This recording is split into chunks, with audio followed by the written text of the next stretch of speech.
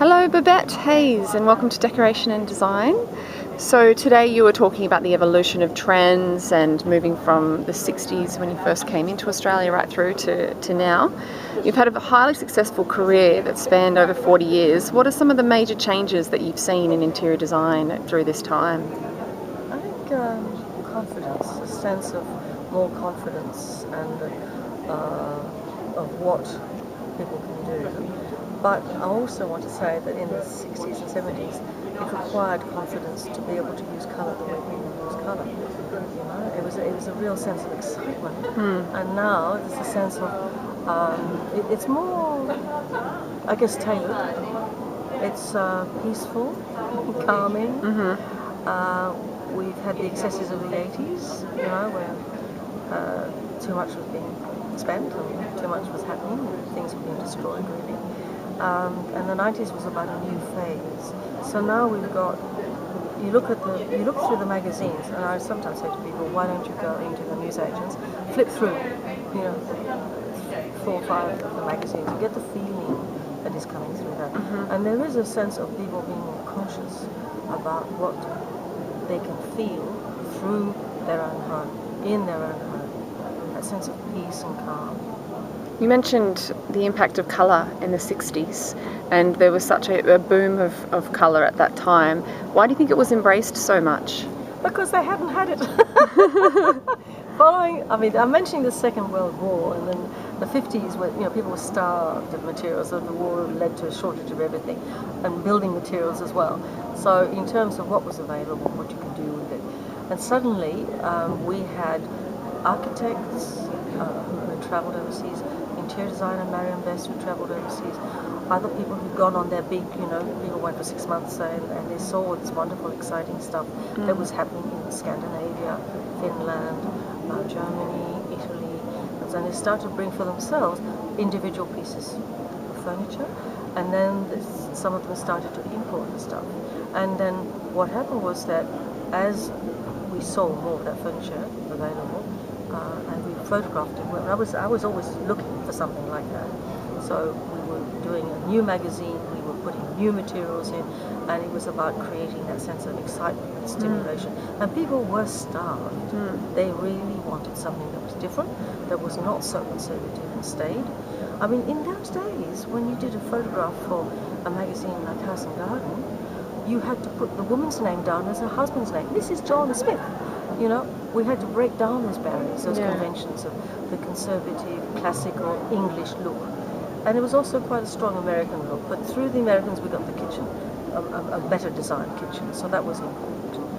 And the colour, it was stimulating, it was enlivening, people couldn't get enough of it, and they loved it. I mean, you could do, just with a coat of paint, you could achieve something that was different and wasn't expensive, Just incredible. So As a colour consultant yourself in your career, what are some of the tips that you could give to interior designers now to getting the colour right and to really understanding colour? Well, it's the feeling of colour, isn't it? I mean, interior designers, I would like to think, have got a feeling for colour. Architects tend to be, in my experience, quite conservative, although there's some architects I featured in my pages who had a strong sense of colour. But there's nothing wrong with having the all-white house or the all-white this, but it's the way that the lighting is worked and so on, and what else exists in that space. It doesn't have to be a lot, but it needs to be individual. And so, looking at colour, I think you have to go into the shoes of the owner. You're giving some advice. You need to feel what the owner or the family or the individuals are like, and then you interpret that and do something that's interesting with colour. You don't have to necessarily follow a fashion, but there's always actually a trend. And certainly I'm glad to think that we are getting or have gotten away from a lot of the grey and the monochromatic, because monochromatic, there's nothing wrong with it, it's very safe. And maybe the people who are being designed for need that sense of security. They are not ready for a little sense of something different, a little bit more individual.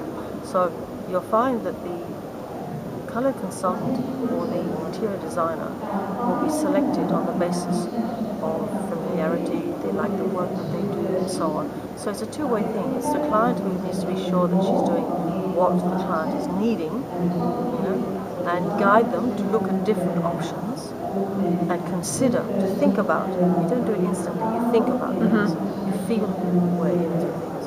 And so the feeling response is and you know, and you try one colour if you need to on one wall and see what that's like, or half or whatever. You need to feel your way through colour. You're very much about the feeling. You mentioned that at the end of your talk, that, you know, when you're in a space, really feel that space and the light in that space. Is that something that you learn over the years, that you sort of, you know, through experience, through being in lots of different spaces?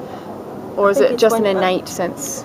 I think it's innate, but it's also, I think, when you're connected to the heart and your heart is responding, you know, it's like you're responding with the love of what you're doing, with your heart, because you're open and receptive to the vibrations. And every colour has a vibration, and space has a vibration. Nature, I mean, when you walk through the green nature, your whole body is reacting. So that's what needs to happen in the house, or the home, or the room, or the space.